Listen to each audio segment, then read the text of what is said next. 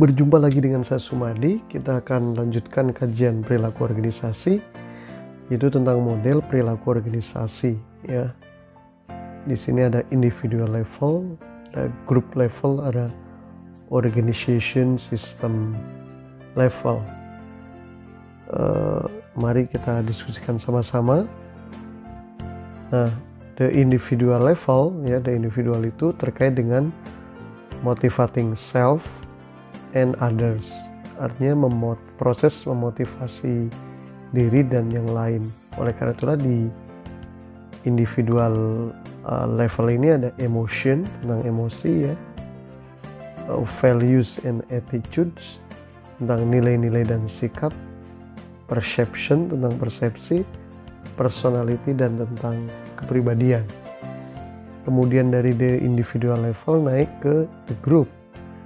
The group yang diperbincangkan adalah power and politik, maksud saya power and politik. Oleh karena itulah di sana dibahas tentang negosiasi, ada tentang konflik, communication, kemudian ada group and team, ya, group dan teamwork. Kemudian level yang paling tinggi yaitu adalah the organization, pada level organisasi. Itu tentang change, perubahan, organization culture, tentang budaya organisasi, decision making, tentang pengambilan keputusan, leadership, dan tentang kepemimpinan.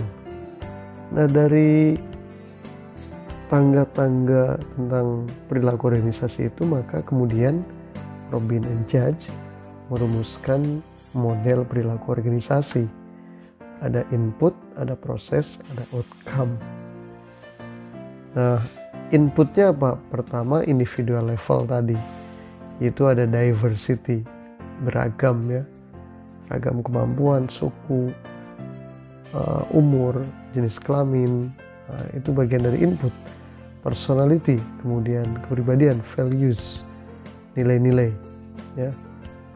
Nah, prosesnya itu individual level adalah terkait dengan emosi and moods, tentang emosi dan mood gitu. Kemudian ada motivasi. Kemudian ada perception, ada decision making, dan kemudian ada pengambilan keputusan. Nah, sebagai outcome-nya atau hasilnya adalah bagaimana attitudes and stress, artinya sikap-sikap dan tekanan-tekanan itu terkendali.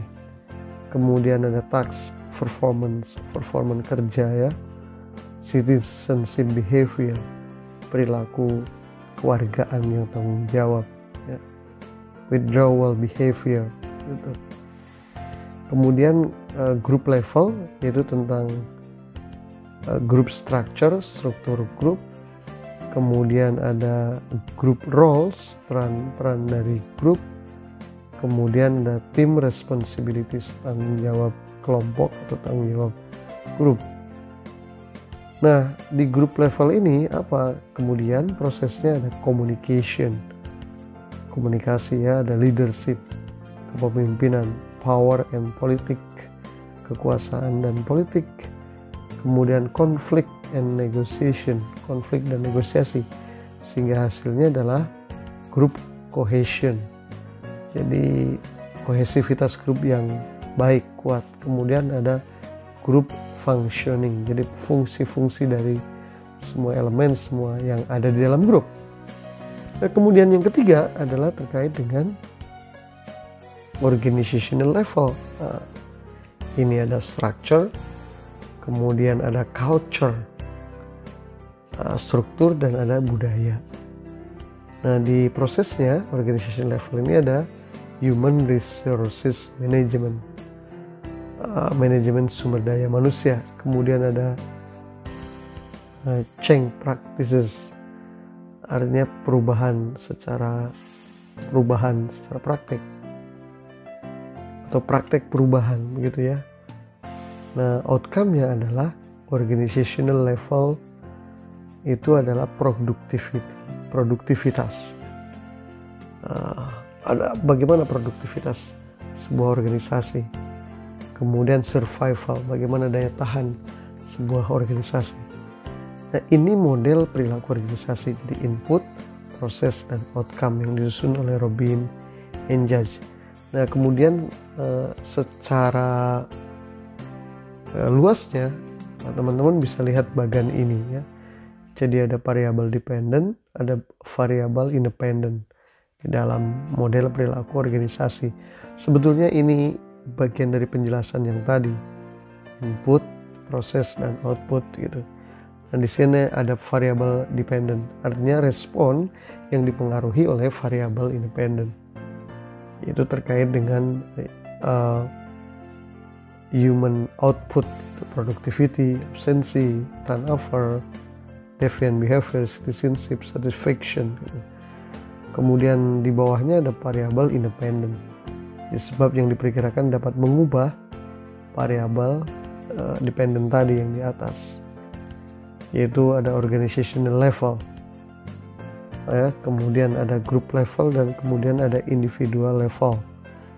Di organizational level sama seperti tadi ya, ada organizational culture dan lain-lain.